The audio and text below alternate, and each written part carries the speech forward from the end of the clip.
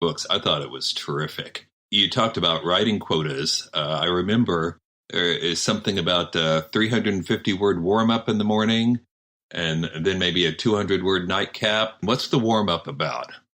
Yeah, I started calling it the Nifty 350. What I try to do is second thing after getting up in the morning, and I'm an early bird. I like to get up even while it's still dark and dive in. The first thing, of course, is get the coffee going. And I try to sit down at the computer and not do email, not do social media or anything like that, but to try to write 350 words on a project that I'm currently working on, continuing from yesterday, or writing on something new. But if I get 350 words done really early, it makes the rest of the writing day for me go much easier because, I'm trying to reach 1,000 words. And if I've got 350 down, it just makes it a lot more manageable for me. And I just find that also helps because, during the night, your subconscious is working, what Stephen King calls the boys in the basement. And you want to get that stuff out there, too. So is the idea to get the head start before you start getting distracted by the rest of the world? Well, I mean, that's true. And I try to segment those tasks that I have to do that are, quote unquote, part of the business or part of the social aspect of life. And so it's so easy to get distracted if you're writing and all of a sudden you come to a little kind of bump where you're kind of struggling with what to write next, to just, immediately jump on social media or something, and your mind begins to get distracted that way. Mm-hmm. It's actually something that's, hurting a lot of people in other fields, this constant distraction. There was a book by Cal Newport called Deep Work. I think it's called Deep Work, where he talks about this. The ability to stay focused and to concentrate is so important that's a discipline that I think a writer has to develop too. Mm-hmm. Well, it's an easy temptation. I mean, you get up and you think, well, I'm going to write today, but let's warm up with a little email because that's so easy. And 4 hours later, you haven't written anything. Exactly. I think this is what you say in the book. If you just make yourself write first, no matter what else you do later on, you're going to feel better about yourself the whole day. That's true. That is absolutely true in my experience. Mine too. In that book, you also talked about having writers come up with a written plan or an action plan. I've advocated having people to commit to a contract, but you're going way beyond that. A much more detailed plan. Here's what I'm going to commit to doing, right? You mean in terms of the business side of of writing, what they want to produce, building the career. I feel like if a writer really wants to do this as a way to gain significant income and maybe even to do it as a living or as at least as a major part or source of a stream of income, then you have to treat it like a business because that's what it is. It is a business. It's at the bottom line, it's selling a product to somebody with discretionary income. And it's certainly how the traditional publishing industry looks at it. So I try to give some guidelines about how to set up a business plan for a writer. Have a mission statement. Know what kind of writing you want to do and why. And then set goals about production, about feedback, and also about learning. I stress this, that along with the production of words, that you also be studying the craft. I'm a big advocate, obviously, because I write about it, of teaching the craft and that it can be learned. And I am because I had to learn it. And I had been told you can't really learn from books or from classes, but I found that to be bogus. I learned because I wanted to learn, I needed to write. And so when I figured out, hey, you can learn this stuff, then I wanted to teach it as well. So those two tracks, produce the words and study the craft, and then do certain things that businesses do, quality controls, planning, goals, things like that. You've also written a book called Write Your Novel from the Middle, which takes on what I would have thought to be the impossible goal of uniting both plotters and pantsers. Is that working? Absolutely. World peace is next. Well, because the gist of the book was something that I discovered that hadn't been written about before, concerning the middle of a book, the midpoint. And other teachers had talked about this in terms of a certain kind of scene, a certain kind of pivot in the plot, and so on. But as I delved into what was going on, I found this really fascinating and then very exciting thing that I call the mirror moment that happens in so many classic films and books, where a character is forced to look at himself or herself and take stock of what's going on inside them or the forces around them.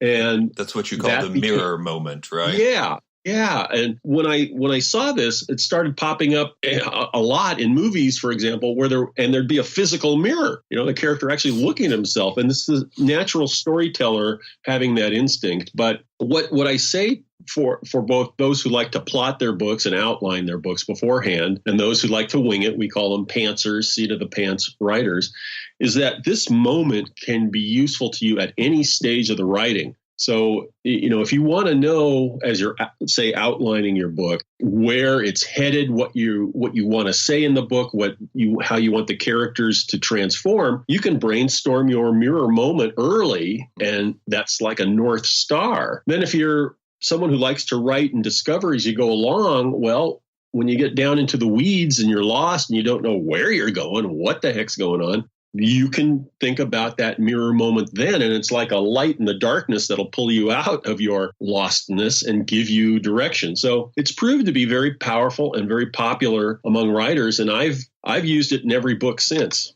It seems to me this is sort of related to the idea of character arc, but it's like a dynamic midpoint of the arc. Yeah, it's definitely part of an arc of a character, because the character at the beginning is going to be transformed by the end, and this is the mirror, or let's call it like a funnel of the transformation. This is why it's happening. That's something very important for an author to know.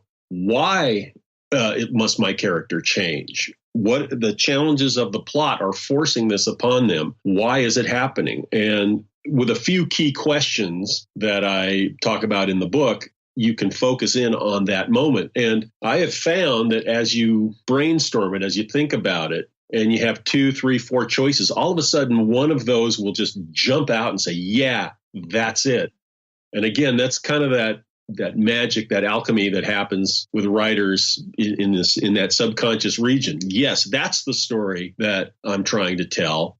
And now I know what it is, and I can then map out the rest of the journey that way.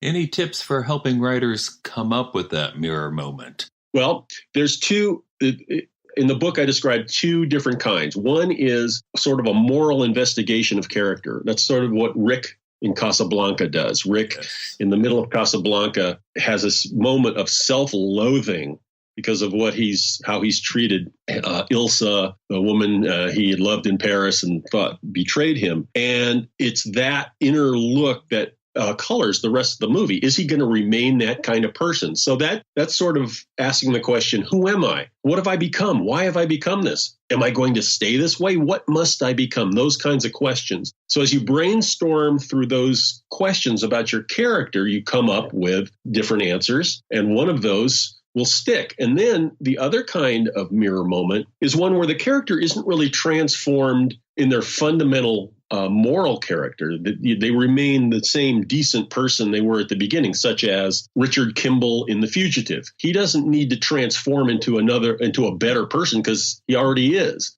What that mirror moment is when the forces have become so great that the character thinks, I'm probably going to die. There's no way that I can fight this. So I see that kind of mirror moment a lot in thrillers. For example, in the middle of The Hunger Games, Katniss has this moment where she accepts that she's going to die, and she thinks this is a pretty good place to die. This is where I'll die. And that tells the reader about the character facing the longest possible odds. And then the rest of the story is, will they find a way to fight through it? So if you ask some of these basic questions, then you're churning through character development and what I call the transformation at the end. There's a transformation into a new person or a transformation into a stronger person.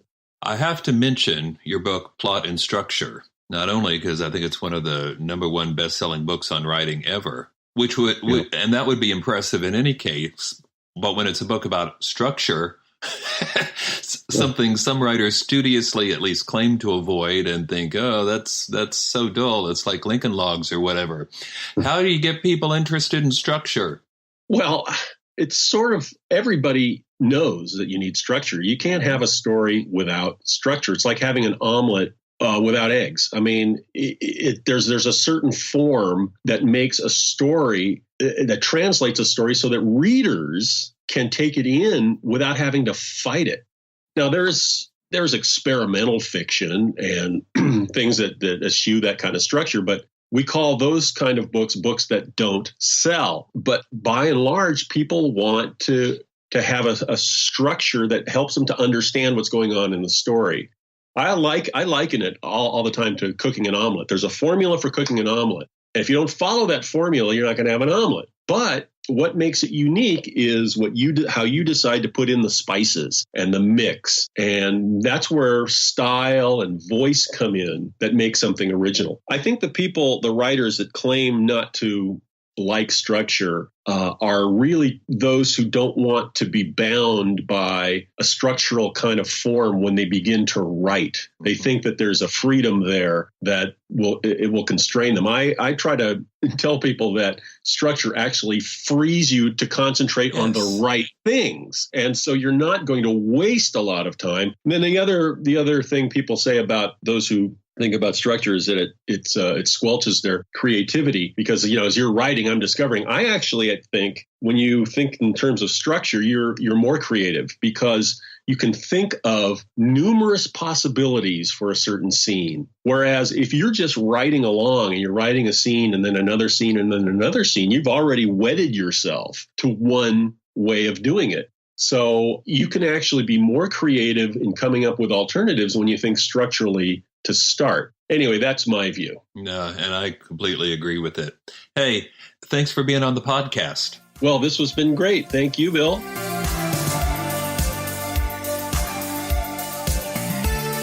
I tell you, when I was doing that interview, I wanted to take notes because he was saying so much useful stuff about writing.